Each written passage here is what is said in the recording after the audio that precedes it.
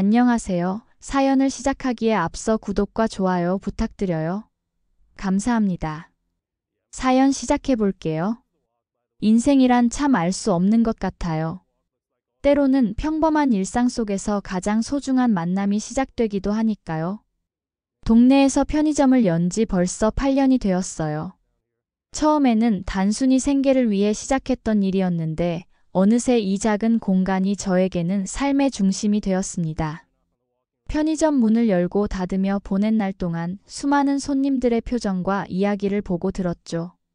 누군가에게는 그저 잠깐 들르는 곳이지만 저에게는 매일의 시작과 끝을 함께하는 소중한 공간이었어요. 24시간을 운영하다 보니 아르바이트생들의 도움 없이는 불가능했죠. 처음에는 아내와 함께 운영했는데 시간이 지나면서 체력적으로 힘들어져 아르바이트생을 고용하기 시작했어요. 여러 아르바이트생들이 왔다 갔지만 그 중에서도 오전 시간대를 담당하는 여자아이가 특별했습니다. 지원이는 제가 면접을 본 아이들 중에서도 눈에 띄었어요. 첫인상부터 조용하지만 또렷한 눈빛을 가진 아이였거든요. 면접 때 당당하게 자신의 배경을 이야기하더라고요. 어렸을 때부터 스스로 해야 했기 때문에 책임감이 강하고 성실합니다. 라고 말하는 모습이 인상적이었어요. 지원이는 정말 성실한 아이였어요. 항상 시간을 잘 지키고 손님들에게도 친절했죠. 특히 노인 손님들에게는 더 세심하게 대하는 모습이 보기 좋았습니다. 편의점 일을 하면서도 지원이는 항상 책을 가지고 다녔어요. 손님이 없을 때면 조용히 한쪽에서 공부하는 모습이 보기 좋았죠. 대학에서 사회복지학을 전공하고 있다고 했는데 미래에는 아이들을 돕는 일을 하고 싶다고 했어요. 그런 꿈을 이야기할 때면 지원이의 눈빛이 더 반짝였습니다.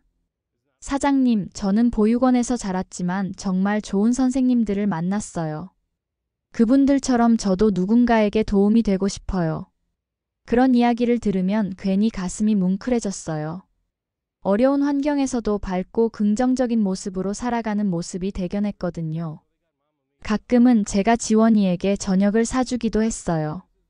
처음에는 사양하더니 나중에는 편하게 함께 식사하며 자신의 이야기를 들려주었죠. 그런데 지원이가 일한 지 3개월쯤 되었을 때 이상한 점을 발견했어요. 유통기한이 임박한 도시락이나 삼각김밥, 우유 같은 것들을 몰래 자신의 가방에 넣는 모습을 보게 된 거죠. 며칠간 지켜보니 확실히 지원이는 유통기한이 임박한 식품들을 몰래 가방에 넣고 있었어요. 사실 저희 편의점에서는 유통기한이 지난 제품들은 폐기 처분하기 때문에 가져가는 것 자체는 큰 문제가 되지 않았어요. 오히려 버리느니 누군가 먹는 게 나을 테니까요. 그래서 처음에는 그냥 모른 척 하려고 했어요. 하지만 의아했던 건 지원이가 매일같이 그렇게 많은 양을 가져간다는 점이었어요. 한두 개도 아니고 때로는 봉지 하나를 가득 채워갔거든요. 대학생이 그렇게 많이 먹을 리가 없잖아요. 지원아, 혹시 뭐 필요한 거 있으면 말해. 그냥 가져가도 돼. 한 번은 그렇게 말해봤어요. 지원이는 깜짝 놀라더니 얼굴이 붉어졌어요. 아, 아니에요, 사장님. 그냥 친구들이랑 나눠 먹으려고요. 그 말에 더 의아했어요. 눈을 제대로 마주치지도 못하는 게 분명 무언가 있다고 생각했어요. 그러던 어느 수요일 오후 지원이가 평소처럼 유통기한 임박 식품들을 챙겨 가게를 나섰어요. 마침 그날은 지원이가 가는 방향이 저와 같았어요. 사실 그날은 제 동생 미영이가 입원해 있는 병원에 들러야 했어요. 미영이는 3달 전 큰 사고를 당해 입원 중이었거든요. 매일 가고 싶었지만 편의점 일이 바빠서 3, 4일에 한 번 정도만 갈 수 있었죠. 그래도 항상 미영이가 좋아하는 간식이나 필요한 물품들을 챙겨가려고 노력했어요. 그런데 지원이가 걸어가는 방향이 병원 쪽이어서 의아했던 거죠. 놀랍게도 지원이는 빠른 걸음으로 20분 정도 걸어 제 동생이 입원해 있는 바로 그 종합병원 앞에 도착했어요. 혹시 아픈 건가? 하고 생각했는데 그냥 지나치지 않고 병원 안으로 들어가더라고요. 더 이상한 마음에 따라가 봤습니다. 더 놀라운 것은 지원이가 5층, 바로 제 동생이 있는 병동으로 향했다는 거예요. 같은 층에 누가 있는 걸까 궁금해하며 따라갔는데 지원이가 멈춘 병실은 다름 아닌 제 동생의 병실이었어요. 노크를 하고 들어가는 모습을 보니 더 궁금해져서 저도 모르게 그 뒤를 따라 병실 문 앞에 섰습니다. 문이 완전히 닫히지 않아 틈새로 안을 볼 수 있었어요. 선생님, 오늘도 왔어요. 어떠세요? 좀 나아지셨어요? 오늘은 선생님이 좋아하시는 거 더 많이 가져올 수 있었어요. 그 순간 제 심장이 멎는 것 같았어요. 지원이가 말하는 선생님은 다름 아닌 제 동생 미영이었으니까요. 화상 흉터로 얼굴 반쪽이 붉게 물든 제 동생의 모습이 침대에 누워 있었어요. 더 충격적인 건 두 사람이 서로를 알고 있다는 사실이었죠. 충격에 문을 벌컥 열고 말았어요. 지원이와 미영이 모두 저를 보고 놀란 표정이었죠. 오빠? 미영이가 먼저 입을 열었어요. 사장님? 지원이는 깜짝 놀란 표정이었죠. 그 순간 모든 퍼즐이 맞춰지는 느낌이었습니다. 그동안 동생이 종종 말했던 착한 학생이 바로 우리 편의점 아르바이트생이었던 거예요. 너무 뜻밖이라 한동안 말을 잇지 못했어요. 눈물이 왈칵 쏟아졌죠. 지원아, 네가 그 아이였어? 제 목소리는 떨리고 있었어요. 병실 안에는 잠시 침묵만이 흘렀습니다. 미영이는 약간 놀란 표정으로 우리 둘을 번갈아 보았어요. 오빠, 지원이를 어떻게 알아? 미영이가 물었어요. 지원이는 우리 편의점에서 일하고 있어. 제 말에 미영이의 눈이 커졌어요. 정말요? 지원이가 말한 좋은 사장님이 오빠였어? 저는 그제서야 지원이가 미영이에게도 종종 저에 대한 이야기를 했다는 것을 알게 되었어요. 지원이는 여전히 당황한 표정으로 서 있었죠. 그 순간 지원이의 가방에서 유통기한이 지난 음식들이 삐져나와 있는 것이 보였어요. 지원아, 이제 다 알겠다. 네가 왜 그 많은 음식들을 가져갔는지. 지원이는 여전히 걱정스러운 표정이었죠. 순간적인 침묵 후 미영이가 상황을 정리해 주었어요. 지원이와 미영이는 같은 보육원에서 인연을 맺었다고 해요. 미영이가 그곳에서 교사로 일하면서 지원이와 그 남동생을 특별히 챙겼다고 합니다. 사실 지원이가 대학에 진학할 수 있었던 것도 미영이의 도움이 컸다고 해요. 오빠, 지원이는 정말 특별한 아이였어. 어려서부터 책임감이 강하고 동생을 위해서라면 무엇이든 하는 아이였거든. 미영이의 말에 지원이는 부끄러운 듯 고개를 숙였어요. 그때 지원이가 처음 면접을 봤을 때의 또렷한 눈빛이 생각났습니다. 두 아이 모두 부모를 일찍 여의고 친척도 없어 보육원에서 자랐대요. 지원이는 12살 때 부모를 교통사고로 잃었고 동생과 함께 보육원에 들어왔다고 해요. 처음에는 적응하기 힘들었지만 미영이가 그들을 가족처럼 대해주어 힘을 낼 수 있었다고 합니다. 선생님은 저희에게 단순한 선생님이 아니었어요. 부모님을 잃고 방황할 때 저희를 믿어주고 꿈을 가질 수 있게 해주셨거든요. 지원이의 말에 미영이의 눈시울도 붉어졌어요. 그러다 3개월 전 보육원에서 큰 화재가 났는데 밤중에 갑자기 발생한 화재로 모두가 대피하던 중 미영이는 아직 빠져나오지 못한 어린아이들을 구하러 불타는 건물로 다시 들어갔대요. 다행히 아이들은 모두 구했지만 미영이는 심한 화상을 입었고 그 후 계속 병원에 입원해 있었거든요. 화재 소식을 듣고 얼마나 놀랐는지 몰라요. 당장 병원으로 달려왔는데 선생님 상태가. 지원이의 목소리가 떨렸어요. 지원이는 그 소식을 듣고 병원을 찾아왔고 그 이후로 매일같이 미영이를 돌봐주고 있었던 거예요. 학교 수업을 마치고 바로 편의점으로 출근한 다음 일이 끝나면 병원으로 와서 미영이를 간병했다고 해요. 가끔은 밤새 병원에서 지키기도 했대요. 선생님이 병원 음식이 맛없다고 하셔서 편의점 음식이라도 챙겨드리고 싶었어요. 아니야, 지원아. 네가 사과할 일이 아니야. 제 목소리도 떨렸습니다. 오히려 내가 고마워해야 할 일이지. 왜 말해주지 않았어? 내가 도울 수 있었을 텐데.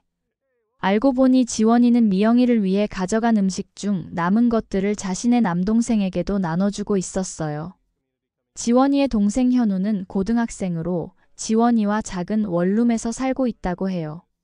지원이는 학업과 아르바이트, 동생 뒷바라지에 병원, 간병까지 고작 22살의 어린 나이에 혼자서 모든 짐을 짊어지고 있었던 거죠. 그날 저녁 뒤늦게 병원에 온 제 아내도 지원이의 이야기를 듣고 눈물을 쏟았어요. 우리가 바빠서 매일 병원에 오지 못했던 동안 이 학생이 이렇게 돌봐주고 있었다니.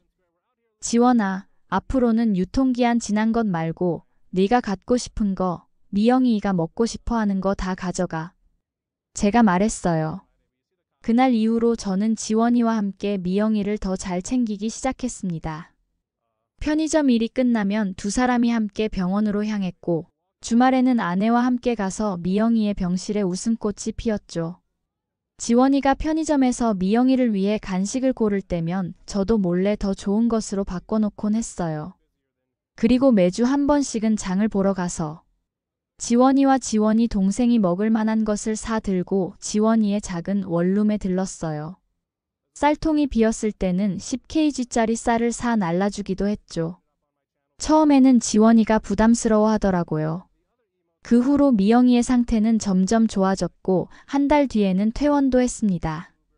지원이와 더 많은 이야기를 나누면서 그 아이가 얼마나 책임감 있고 따뜻한 마음을 가졌는지 알게 되었습니다. 때로는 지원이와 함께 식사를 하며 동생과 지원이, 저희 부부 모두 하나의 가족처럼 지냈어요. 미영이의 퇴원 후에도 우리의 인연은 계속되었어요. 주말마다 지원이와 현우를 우리 집으로 초대해 함께 식사를 했죠. 처음에는 어색해하던 아이들도 점점 편안하게 우리 집을 드나들기 시작했어요. 특히 지원이의 동생 현우는 제 아내와 금세 친해졌어요. 아줌마, 이거 진짜 맛있어요. 엄마가 해주던 맛이에요. 아내의 요리를 먹으며 현우가 말했을 때 아내의 눈시울이 붉어지는 걸 보았어요. 지원이는 여전히 학업과 아르바이트를 병행하며 바쁜 나날을 보냈지만 예전보다는 한결 밝아 보였어요. 더 이상 음식을 몰래 가져갈 필요가 없었고 동생과 미영이에 대한 걱정도 조금은 덜 수 있었으니까요. 사장님 정말 감사해요. 제가 이렇게 학교를 계속 다닐 수 있는 것도 다 사장님 덕분이에요. 지원이는 종종 그렇게 말했지만 사실 도움을 주고 있는 건 저희가 아니라 지원이었어요. 그 아이가 우리 가족에게 가져다준 웃음과 따뜻함은 말로 표현할 수 없을 정도였으니까요. 우리 부부는 결혼한 지 20년이 넘도록 아이가 생기지 않아 포기하고 살았거든요. 처음에는 아이를 가지지 못한다는 사실이 큰 상처였지만 시간이 지나며 그저 둘이 살아가는 삶에 적응했었죠. 하지만 지원이와 현우를 만나고 나서 우리의 삶에 무언가 채워지지 않았던 빈자리가 있었다는 걸 깨달았어요. 그러던 어느 날 저녁 아내가 조심스럽게 제안을 했어요.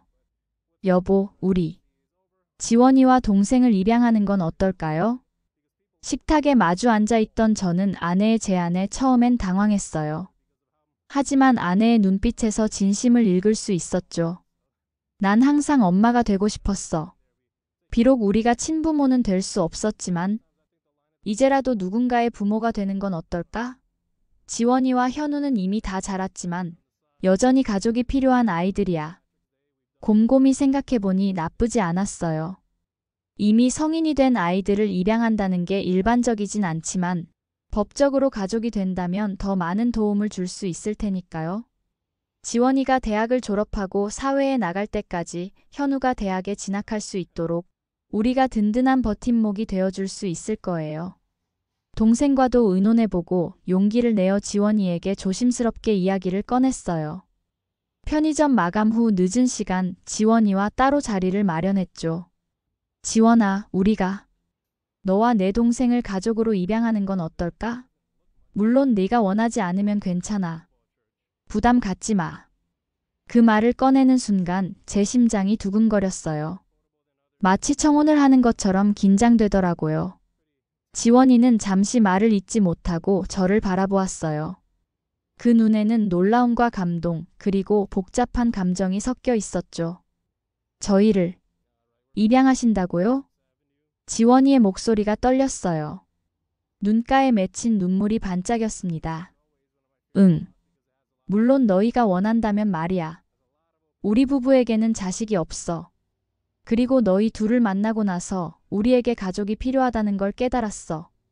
너희가 이미 다 자랐다는 것도 알아.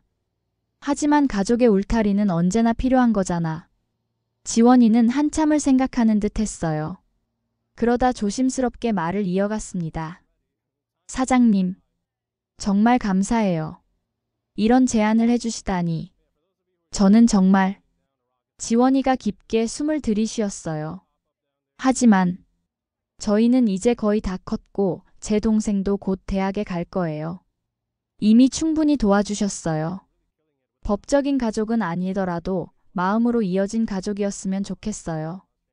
예상치 못한 대답이었어요. 한편으로 서운하기도 했어요. 얼마 전 지원이가 졸업을 앞두고 취업 준비를 하는데 제가 조금 도움을 줬어요. 그 아이의 동생도 이제 고등학교를 졸업하고 대학에 합격했다는 기쁜 소식을 들었고요.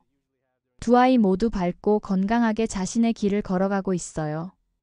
가끔 편의점에서 유통기한이 임박한 식품들을 정리하다 보면 그날 찾아온 감동이 생각납니다. 만약 제가 그날 지원이를 따라가지 않았다면 제 동생과 지원이 사이에 특별한 인연을 알아차리지 못했을 거예요. 이상하게도 그 전까지는 동생이 입원해 있는 병원에서 지원이를 만난 적이 없었는데 알고 보니 지원이는 항상 제가 가지 않는 시간에 병원을 찾아갔던 거였어요. 우연히 그날 시간이 맞아 이 모든 인연이 연결될 수 있었던 것 같습니다. 세상에는 유통기한이 있는 것들이 많지만 진심 어린 마음과 따뜻한 인연에는 유통기한이 없는 것 같아요. 지금도 지원이는 가끔 편의점에 들러 바쁜 시간에 도움을 주고 갑니다. 더 이상 유통기한 지난 음식을 몰래 가져가진 않지만 대신 함께 나눌 수 있는 따뜻한 마음을 가져다 주는 것 같아요. 유통기한이 지났지만 버려지지 않은 음식처럼 우리의 인연도 어쩌면 우연히 시작되었지만 결코 허투루 끝나지 않을 겁니다. 지금은 지원이가 취업해서 다른 동네로 이사를 갔지만 여전히 가끔씩은 우리 집에 와서 함께 식사를 합니다.